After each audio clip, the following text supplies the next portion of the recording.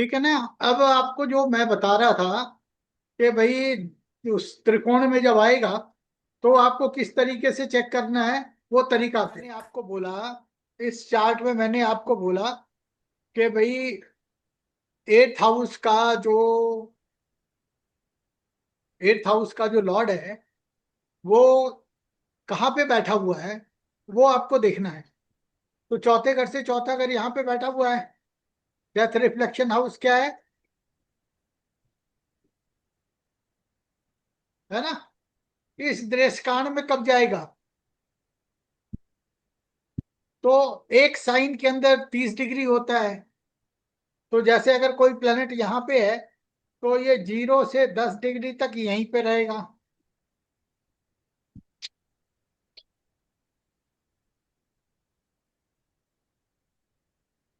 उसके बाद दूसरा देशकांड जो है वो 10 डिग्री से 20 डिग्री यहाँ पे आएगा। सॉरी, लगन से यहाँ पे ना 10 से 20 डिग्री यहाँ पे आएगा, ये दूसरा देशकांड हो गया। और यहाँ पे 20 से 30 जो है ना, इससे पांचवा, तो ये तीसरा देशकांड हो गया। तो यहाँ पे आने के लिए, यहाँ पे आने कोई प्लेनेट अगर यहाँ पे एंटर हुआ तो वो पहले दृष्टिकांड में ही एंटर होगा। तो एंटर होते के साथ ही यानी कि 0 से 1 डिग्री के अंदर ही किल करने का पावर रखेगा। समझ गए। उसके बाद दूसरा देशकांड जो है ना वो यहाँ पे पड़ेगा।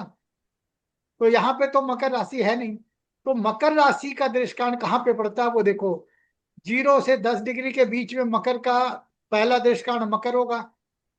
और यहाँ पे 20 डिग्री से 30 डिग्री का कोई ग्रह है तो पहला 0 से 10 डिग्री यहीं पे होगा, इस घर में बैठा हुआ प्लैनेट। दूसरा जो है ना वो 10 से 20 डिग्री पे यहाँ पे पहुंचेगा।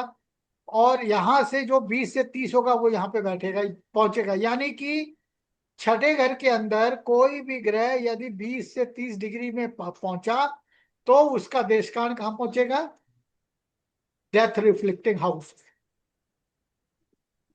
है ना। कॉन्फ्यूजन ना हो, दोबारा दिखाते हैं। पहला देशकांड यहाँ होगा, यहाँ पे जो तीसरा देशकांड होगा वो पहुंचेगा यहाँ पे। और यहाँ जो दूसरा देशकांड होगा वो पहुंचेगा। तो ये जो है वो 0 से 10 डिग्री, ये 20 से 30 डिग्री, ये 10 से 20 डिग्री। अब क्लियर हुआ। क्योंकि मकर राशि में 0 से 10 डिग्री का पहला देशकांड मकर राशि ही होगा।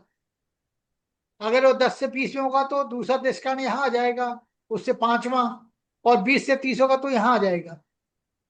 तो मकर राशि कहाँ कहाँ पे देशकांड आएगा, मकर राशि का पहला देशकांड मकर में, वृषभ राशि का तीसरा देशकांड मकर में, पहला ये, दूसरा ये, तीसरा ये। और कन्या राशि का पहला देशकांड यहीं पे, दूसरा देशकांड यहाँ पे। तो जैसे ही कोई 22वें देशकांड के उसके अंदर एंटर करता है तो वो 0 से 1 डिग्री के अंदर आते ही अपना काम दिखा देता है। तो वो जो 1 डिग्री का जो फर्क है, जैसे ग्रह का एंट्रेंस जहां पे भी हुआ है वहां पे आपको बाकी सारी कंडीशंस चेक करनी है कि क्या यहाँ पे कोई डेथ रिफ्लेक्टिंग दशाएं, ट्रांजिट कुछ हो रहा है। तो आप ऑलमोस्ट फिक्स कर पाओगे कि यहाँ पे डेथ हो जाएगी। कोई डाउट है किसी को? ठीक है। तो आज मैंने आपको जो डेथ से रिलेटेड जो भी इक्वेशंस बहुत जो पॉपुलर और स्ट्रांग है वो हमने आपको आज बता दिया। दूसरा जो लेंगे वो हम लोग ले रहे हैं अभी,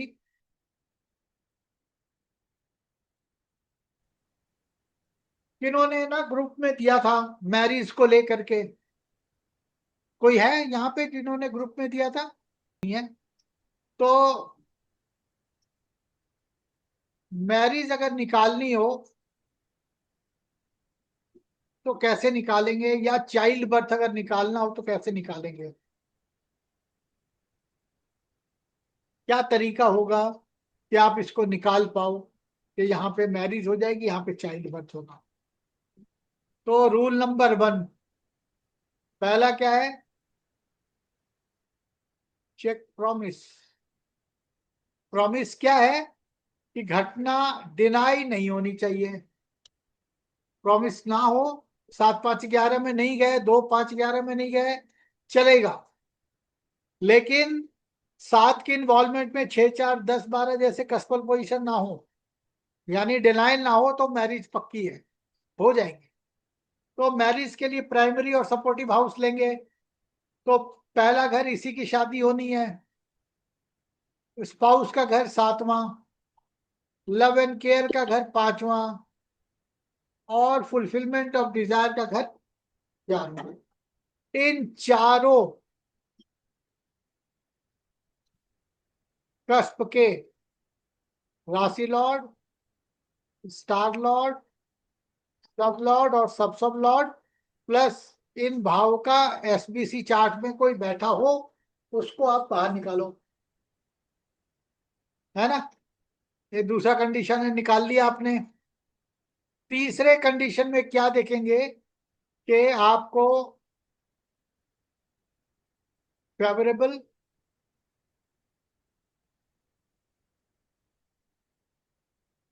अनफेवरेबल और न्यूट्रल, ये 3 प्लैनेट हो गए। पहला प्लैनेट ऐसा ग्रुप का होगा, दूसरा ऐसा होगा, और तीसरा ऐसा होगा। ठीक है ना? तो जो फेवरेबल प्लैनेट होंगे वही केवल दशा में आएंगे, वही केवल ईटीआर, इवेंट ट्रांजिट में आएंगे। ठीक है? नहीं, ये दो अभी प्रोग्रेशन की बात नहीं कर रहे हम। अनफेवरेबल प्लैनेट दशा में नहीं होंगे, ट्रांजिट में भी नहीं होंगे। क्लियर हो गया? ये न्यूट्रल प्लैनेट जो है वो एमडी हो सकता है, महादशा लॉर्ड हो सकता है, क्योंकि वो न्यूट्रल है। डिनाई तो नहीं किया, इसने डिनाई किया होता तो वो लेने नहीं देता मैरिज।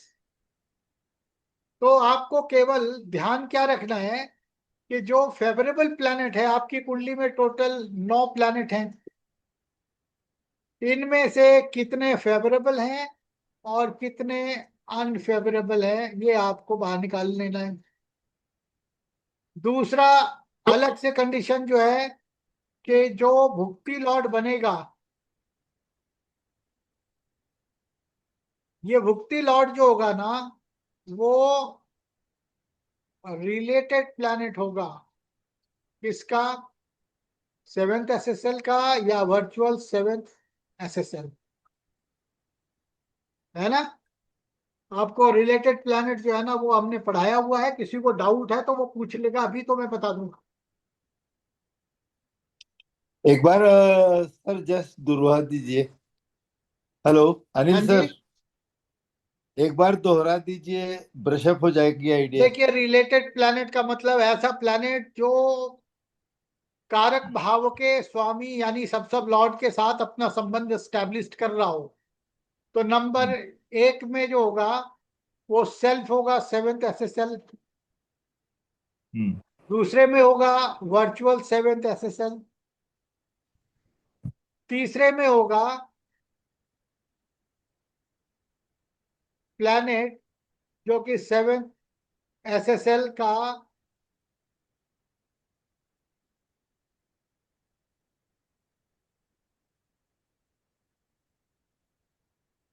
यानी कि 7th एसएसएल चाहे स्टार लॉर्ड बने, चाहे सब लॉर्ड बने, चाहे सब लॉर्ड बने इस प्लैनेट का, या 7th हाउस का सब लॉर्ड, या 7th का वर्चुअल सब लॉर्ड का स्टार लॉर्ड, सब लॉर्ड, या सब लॉर्ड, कोई प्लैनेट बन जाए।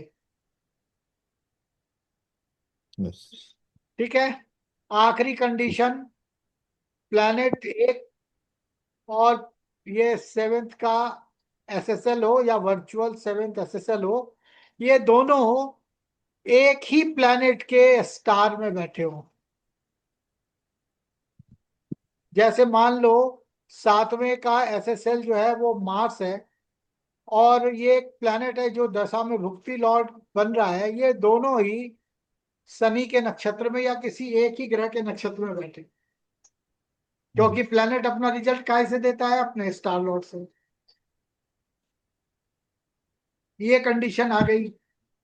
तो अब उसके बाद क्या करना है, आपने ले लिया 9 प्लैनेट में से, मान लीजिए आपके 5 प्लैनेट ऐसे हैं जो फेवरेबल हैं, एक प्लैनेट ऐसा है जो न्यूट्रल है, और 2 प्लैनेट, ये हो गया 5 और एक 6, और 4 प्लैनेट जो है ना वो अनफेवरेबल है। अब ये जो 4 प्लैनेट अनफेवरेबल है ना, ये भारी परेशानी का कारण है। ये होने नहीं देंगे जल्दी शादी। पता है क्यों? हम्म। दशा तो हम वो ले लेंगे जो पहला प्लैनेट, दूसरा प्लैनेट, तीसरा, चौथा और पांचवा ये दे रहा है। सातवां जो है न्यूट्रल है, एक दो 5 प्लैनेट है, और ये 6 और 3 9, सॉरी, और ये 3 जो है, यानी कि 8 9, 9 ही हुए ना, 1 2 3 4 5, और एक प्लैनेट ये न्यूट्रल है, ये छठा है, ये 7 8 और 9। ठीक है ना, 7 8 और 9। अब क्या है, ये जो 3 प्लैनेट है ना, ये हाँ। दशा में तो नहीं आएंगे, ये फिक्स कर लेंगे, लेकिन ये वाला प्लैनेट जब दशा में आएगा तो आपको ये देखना है कि इस वाले प्लैनेट के ना तो वो राशि में घूमे जिसमें शादी हो रही हो, ना स्टार में हो, ना सब में हो, और ना सब सब में हो। ये भारी आफत है। जब किसी की कुंडली के अंदर में 4 या 4 से अधिक ग्रह अनफेवरेबल हो तो वो घटना जल्दी घटित नहीं होने देता। बात समझ में आ गई? तो आपको जो जो चीजें आपको मिलानी है 1 बाई 1 वो आप देखते चलो।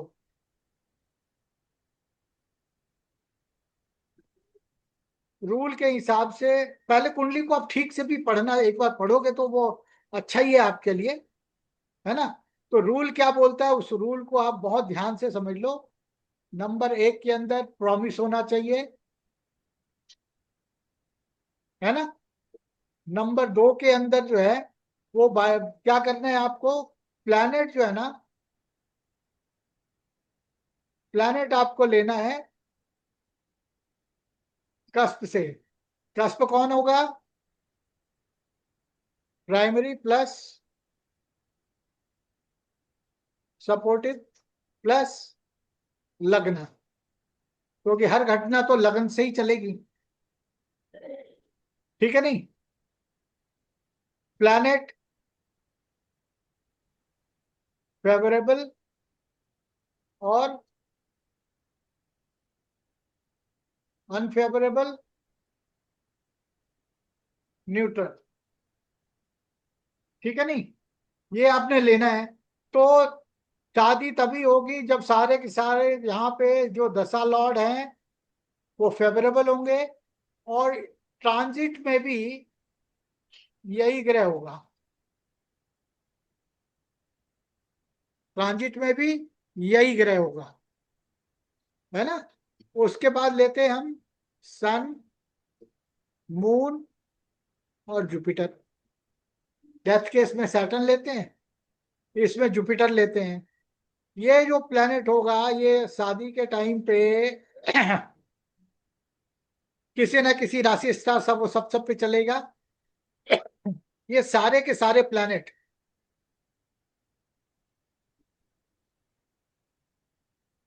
ये सारे के सारे प्लेनेट कहाँ पे होंगे? यही वाला जो फेवरेबल है इसी पे चल रहे होंगे, कोई भी इसमें अनफेवरेबल नहीं होगा। दूसरा कंडीशन क्या है, ये जो आपका जुपिटर है प्लस भुक्ति लॉर्ड है, ये खास कंडीशन लेते हैं ना।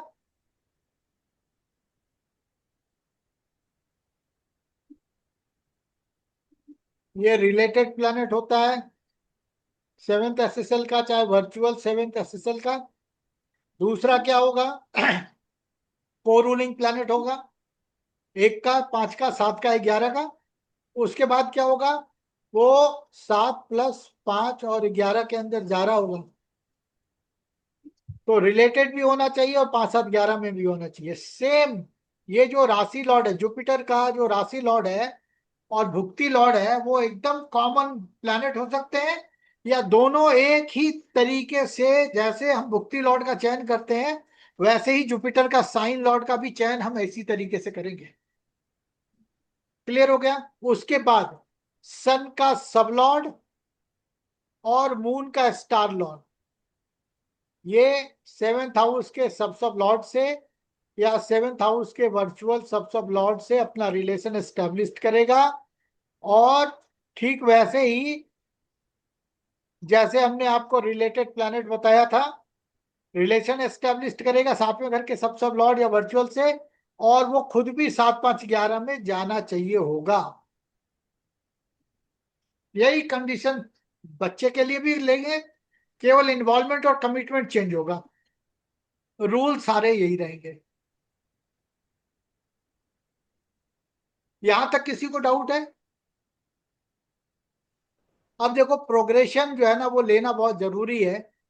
प्रश्न कुंडली में प्रोग्रेशन नहीं लेते, इसको आप समझ लेना। हॉररी में प्रोग्रेशन नहीं लेते, इसको आप समझ लेना। जो छोटे इवेंट होते हैं उसके लिए प्रोग्रेशन नहीं लेते, वो आप समझ लेना। मेजर इवेंट जैसे डेथ के लिए, डेथ के लिए क्या होता है, जो अपना जो सबसे बड़ा प्रॉमिस चेक करते हैं प्रोग्रेशन में, प्रोग्रेशन का चार्ट का एसेंडेंट जो है, ठीक है नहीं, एसेंडेंट का जो राशि लॉर्ड है, जब आप प्रोग्रेशन चार्ट खोलो, उसका जो राशि लॉर्ड है, कोई भी राशि हो सकती है, उस राशि का स्वामी आपके नेटल चार्ट के अंदर, नेटल चार्ट के अंदर अगर वो 8वें भाव के अंदर गया हुआ होता है, तो ये बोलता है कि ऐसा आदमी जो है वो डेथ यानी कि जो सॉरो है वो एक्सपीरियंस करता है। तो ये वाला जो घर है वो आना चाहिए। 8 और 12 अगर उस राशि का लॉर्ड आपकी कुंडली के अंदर स्टार में और सब में, दोनों में मिला करके, या केवल स्टार में 8 और 12 लिए हुए है, तो वो डेथ दे सकता है। इसके साथ भी जो हमारे एक्सपीरियंस में आया है, वो अगर ऐसा होगा तो भी वो डेथ दे सकता है, बल्कि ऐसा वाला ग्रह ही प्रबलता से बोलता है कि डेथ होगी। किसकी होगी ये नहीं बता रहा है, वो कहता है डेथ एक्सपीरियंस, वो आदमी चाहे खुद की डेथ हो, चाहे उसकी फैमिली में किसी की डेथ हो। बात समझ में आ गई? तो 1 8 2 7 12, तो वो आपके रिलेटिव के हाउस से तीसरा, चौथा, पांचवा, सातवां, नवा और 11वां, यही आपके रिलेटिव के हाउस है ना। इसका डेथ एक्सपीरियंस कर सकते हो आप। इन लॉज के अंदर जाएंगे तो इन लॉज के अंदर जो 7वां घर है, तो उसके ब्रदर का घर 9 है, उसकी संतान का 11वां, सब आ जाते हैं इसी में, क्योंकि ये दूसरे से त्रिकोण में ही है। तो जब 8 और 12 हो, या फिर 1 8 2 7 बाधक हो, तो आप समझना कि उस राशि का जो भी ड्यूरेशन है, उस पूरे ड्यूरेशन में डेथ एक्सपीरियंस करेगा जाकर। अगर नहीं है तो वो नहीं करेगा। तो मेष राशि 28.5 साल के लिए आएगी। प्रोग्रेशन का सिस्टम आपको पता है, मैं बता देता हूं प्रोग्रेशन में किस तरीके से चलता है। जैसे एक प्लैनेट जो है ना, वो मान लो मून है, 2.25 दिन में ट्रांजिट के हिसाब से वो राशि छोड़ देता है। लेकिन यही जब प्रोग्रेशन के अंदर अगर मेष राशि में चला जाए, एरीज में, तो एरीज का पहला जो नक्षत्र है वो है केतु का 7 साल, भरणी का 20 साल, और सूर्य का एक चरण आएगा तो 1.5 साल। ये टोटल 28.5 साल बाद निकलेगा। ऐसे ही सारे प्लैनेट कैसे चलने लग जाते हैं, जो विषुवंतरी दशा का जो क्रम होता है उसके हिसाब से चलते हैं प्रोग्रेशन में। तो मैं जल्दी जल्दी आपको बता देता हूं। ये लगन में आ गया तो समझ लो कि हाँ भाई ठीक है। उसके बाद घटना जो है ना, जिस किसी जैसे मैरिज देख रहे थे, तो सातवें भाव का जो प्राणा लॉर्ड है और सूक्ष्म लॉर्ड जो है, वो प्रबलता से आपकी कुंडली में 5 7 11 में जाएगा, कैसे भी करके, है ना। और दूसरा कंडीशन क्या बोलता है, जो दशा लॉर्ड है मैरिज के लिए, ये तो आपकी कुंडली में और ट्रांजिट में तो आप ओके करके आए हो, तभी प्रोग्रेशन में आ रहे हो। ये दशा लॉर्ड जितने भी हैं, इस प्रोग्रेशन चार्ट को जो आपने खोला है, उस प्रोग्रेशन चार्ट में ये सारे के सारे दशा लॉर्ड किसी अलग स्टार में और किसी अलग सब में होंगे। ये प्रोग्रेशन चार्ट के अंदर अपने इन्वॉल्वमेंट कमिटमेंट से 7 5 11 में होने चाहिए। यानी कि दशा लॉर्ड नटल चार्ट के अंदर भी मैरिज दे रहे होंगे, और वही जो दशा लॉर्ड है, वही दशा लॉर्ड जो है, वो प्रोग्रेस चार्ट के अंदर किसी और स्टार और सब में होंगे, वहां पे भी दे रहे होंगे। क्लियर हो गया? बात समझ में आ गई ना? अब जो लगन के जो को रूलिंग प्लैनेट है, वो नेटल चार्ट के अंदर भी दे रहे होंगे। दशा लॉर्ड प्रोग्रेशन में भी देगा, नेटल में भी देगा, और प्रोग्रेशन चार्ट का जो असेंडेंट को रूलिंग प्लैनेट्स हैं, वो नेटल चार्ट के अंदर दे रहे होंगे मैरिज। फिर जो नेक्स्ट कंडीशन आता है, वो आता है कि जो गुरु का गोचर हो रहा है ट्रांजिट में, ट्रांजिट के अंदर, वो जो सारे ट्रांजिट के जो को रूलिंग प्लैनेट हैं, वो प्रोग्रेशन चार्ट के अंदर या जिस किसी भी स्टार और सब में होंगे, वो सब मिलके मैरिज दे रहे होंगे। मून का स्टार लॉर्ड ट्रांजिट में, आपने मून का स्टार लॉर्ड 7 से टैली कराया था ना, यहाँ पे ऐसा कुछ नहीं होता। जो मून का स्टार लॉर्ड है, वो आप प्रोग्रेशन चार्ट में देखोगे किसी और स्टार और सब में चल रहा होगा, ये मिलके यहाँ पे जो है ना 7 5 11 में होंगे प्रोग्रेस चार्ट के। तो ये आपको जो जल्दी जल्दी से मैं बता देता हूँ कैसे देखते हैं, कैसे लेना चाहिए। नंबर 1 में जो दशा लॉर्ड है, वो नेटल प्लस प्रोग्रेशन चार्ट में मैरिज देना चाहिए। दूसरा, एसेंडेंट जो है प्रोग्रेस का, वो नेटल में 7 5 11 दे रहा होगा, है ना। तीसरे नंबर पे जुपिटर का राशि लॉर्ड, स्टार लॉर्ड, सब लॉर्ड और सब लॉर्ड, ईटीआर का, इवेंट का, ये प्रोग्रेशन में 7 5 11 में जाना चाहिए। चौथा, मून का एसटीएल, ये ईटीआर की बात कर रहे हैं, ये प्रोग्रेशन में 7 5 11 देना चाहिए। क्लियर हो गया?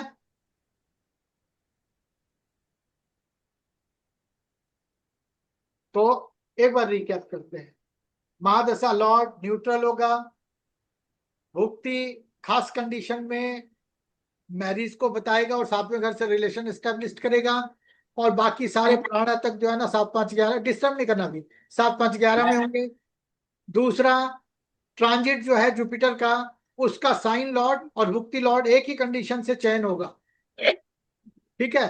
प्रोग्रेशन चार्ट के अंदर दशा लॉर्ड जो है, वो किसी और स्टार और सब में होंगे, वो प्रोग्रेशन चार्ट के अंदर जो है ना वो घटना को बता रहे होंगे। मूल भाव जो है घटना का, प्रोग्रेशन चार्ट के अंदर में सूक्ष्म और प्राणा लॉर्ड प्रबलता से उस घटना को दे रहे होंगे, और ट्रांजिट का जुपिटर साइन स्टार सब और सब और मून का स्टार लॉर्ड प्रोग्रेशन चार्ट के अंदर उस घटना को दे रहे हैं। ये एक सिंपल सा स्टोरी है जो आपको प्रोग्रेशन चार्ट के अंदर देखना होता है। इसको आप वीडियो पॉज करके 2 बार 3 बार 4 बार एक नोट्स बना लेना। आप देखोगे पास्ट इवेंट से टैली करा के आपको सारी चीजें इसके अंदर दिखेंगी। अब कोई डाउट हो तो हमारे पास तकरीबन 3.5 मिनट है, बता सकते। सर